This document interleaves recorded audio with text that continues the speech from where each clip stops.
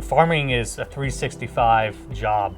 You have to always be watching the weather and everything, and it's just a good reminder that you got to be conscious of all those things all the time. For me anyway, on my soil type in Kelseyville, it's even a 9-hour set won't push water 4 feet deep.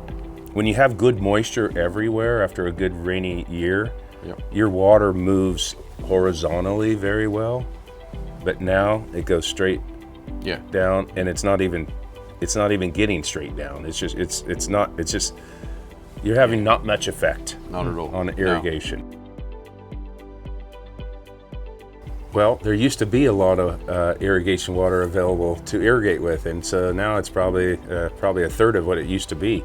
Well, I mean, just comparing our new system and our old systems we have, the old system we have to irrigate blocks at a time, so it might be 2 or 3 varietals in one block, and now I can irrigate down to 2 or 3 acres at a time, really irrigate and focus on sub-blocks to really precision levels with our water.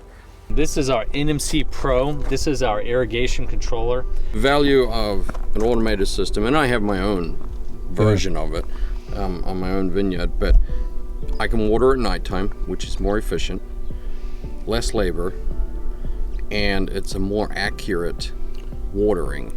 I can program in the programmer to turn on the fertilizer pump and how many gallons per minute I want to inject out.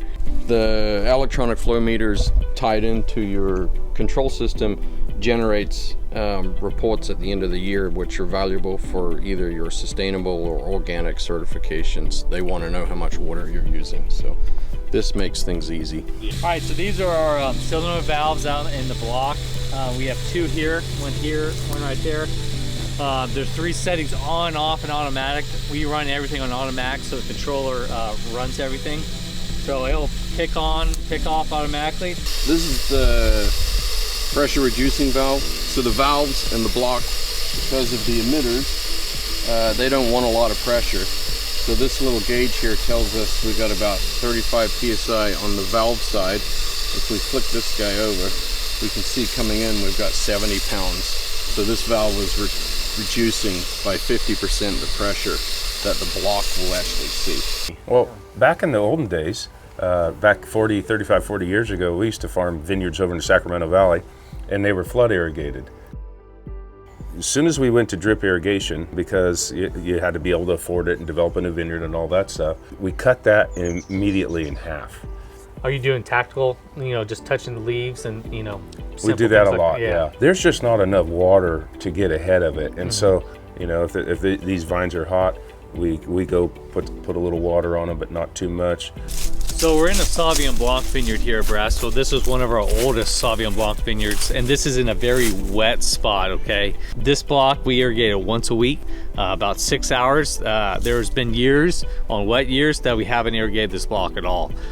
So it's just really, depending on the canopy and what everything looks like and the crop load is how we decide to manage the canopy and these vines in this block.